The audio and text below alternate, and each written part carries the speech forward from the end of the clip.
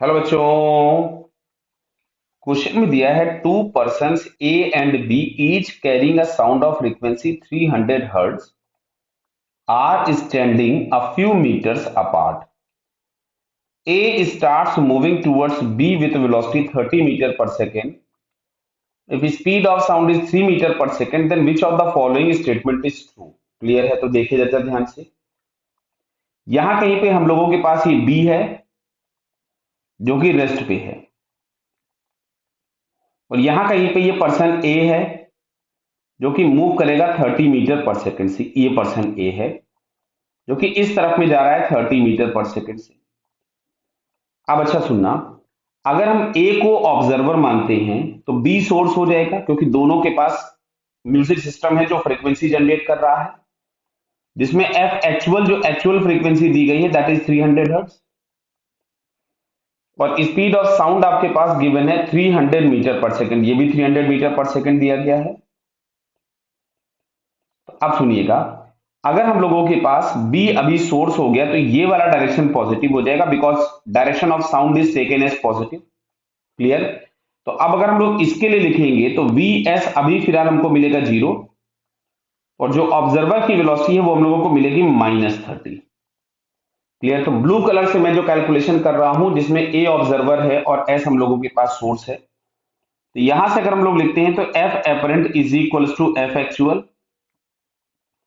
v minus V O upon v minus V S. ये basic relation है हम लोगों के पास, इसमें हम वैल्यूज पुट कर देते हैं।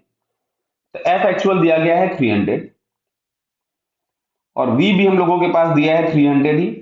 अच्छा, ये माइनस ऑफ माइनस प्लस हो जाएगा 30 अपॉन 300, क्योंकि सोर्स अभी रेस्ट पे हमने माना हुआ है, क्योंकि b को हमने सोर्स लिया हुआ है और b रेस्ट पे था। तो ये हम लोगों के पास यहां से मिला 330 हर्ट्ज। ये एपरेंट फ्रीक्वेंसी जो a को रिसीव हो रही है। तो अगर मैं बीट्स फ्रीक्वेंसी की बात करूंगा तो 330 माइनस 300, क्यों? क्योंकि इसने खुद ने जो सोर्स ले रखा है उसकी फ्रीक्वेंसी 300 है, तो वो खुद की फ्रीक्वेंसी तो 300 सुनेगा, और जो बी से फ्रीक्वेंसी आ रही है वो सुन रहा होगा हम लोगों के पास 330, तो यहाँ पे आया 30 हर्ट्ज। क्लियर है? अब ए और बी पर्सन है, अगर ए और बी पर्सन है तो बी को कोई भी फ्रीक्वेंसी नहीं सुन पाएगा। क्यों? क्योंकि नॉर्मल ह्यूमन 10 बीट्स पर सेकंड से ज्यादा नहीं सुन सकता। यहाँ पे आंसर 30 आ रहा है, सो ये कोई भी बीट नहीं सुन पाएगा। क्लियर? चलिए फिर से मैं दूसरा कैलकुलेशन करता हूं इधर में। अब की बार हम लोगों ने बी को ऑब्जर्वर ले लिया। चलिए, इसको मैंने बी माना है, अभी ये बी ऑब्जर्वर हो गया, और ये जो ए है वो सोर्स हो गया। क्यों? क्योंकि दोनों के पास ही म्यूजिक सिस्टम या जो भी साउंड जनरेट करने वाली डिवाइस है। अब की बार अगर सोर्स ये हो गया तो ये वाला डायरेक्शन पॉजिटिव हो गया, बराबर। और अब की बार जो सोर्स की वेलोसिटी है वो आपके पास है +30, और इस केस में जो ऑब्जर्वर है वो रेस्ट पे है। क्लियर? तो अब अगर हम लोग यहां से लिखते हैं F apparent is equals to F actual, मैं यहीं पे वैल्यूज लिख देता हूं।